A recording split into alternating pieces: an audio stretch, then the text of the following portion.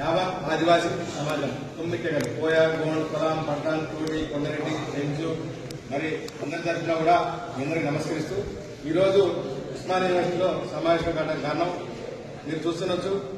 మేము గత 7 సంవత్సరాలుగా చట్టబద్ధత లేని లంబాడీలను ఎస్టీ జాబితాను తొలగించాలని ఆ రోజు ఆర్టికల్ మరి ఏదైతే 340 ప్రకారం కలపలేదని చెప్పేసి కేవలం ఒక జీవో ద్వారా అక్కడ 149 జీవో ద్వారా మాత్రమే వాళ్ళు గత 50 సంవత్సరాలుగా ఆదివాసీ విద్య, ఉద్యోగ, రాజకీయ అవకాశాలను పొందకూడదని చెప్పేసి 2018లో కేసు వేయడం జరిగింది. అవి ఇప్పటికే ఎస్ఎల్పీగా ఉన్నటువంటి మరి గోండువాద సంక్షేమ సంఘం కేసు, అదేవిధంగా మహిళా శక్తి వేసినటువంటి 9 మహిళా కేసులు 2 కూడా ఎస్ఎల్పీలు.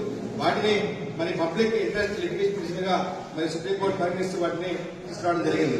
దానిలో భాగంగానే మా యొక్క రాజకీయ ప్రతినిధి మా యొక్క ఉద్యమ నాయకులు, మాజీ ఎంపీ మరి ఆదిలాబాద్ పార్లమెంట్ సభ్యులైనటువంటి స్వయం బాబురావు గారు, అదేవిధంగా ప్రస్తుత ఎమ్మెల్యే భద్రాచలం ఎమ్మెల్యే తెల్ల వెంకటరావు గారు కూడా కేసు వేయడం జరిగింది.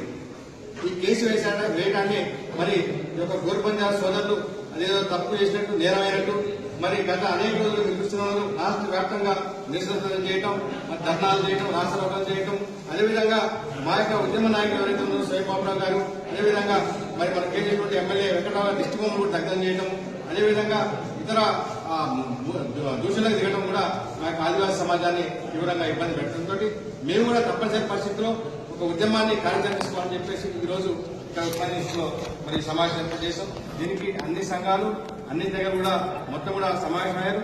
దీనికి మా యొక్క ఉద్యమ నాయకులు ముఖ్య అతిథిగా స్వయం బాబు గారు వచ్చారు.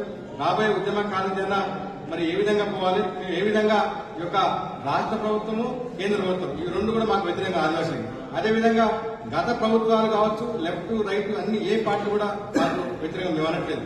మాకు కేవలం ఏంటంటే మా యొక్క రిజర్వేషన్ చూసినటువంటి ఈ యొక్క గోరు బంజారాలు వలస వచ్చినటువంటి సుగాలి, లంబాడి, బంజారాలపైన మా పోరాటం తప్ప ఏ పార్టీ పైన కాదని చెప్పేసి మరి మా యొక్క ఉద్యమాన్ని తీసుకెళ్ళడానికి ఇవాళ రాష్ట్ర స్థాయిలో ఒక ఐక్యకార్య సమితి కూడా మేము ఏర్పాటు చేసుకోబోతున్నాం, స్టీరింగ్ కమిటీ.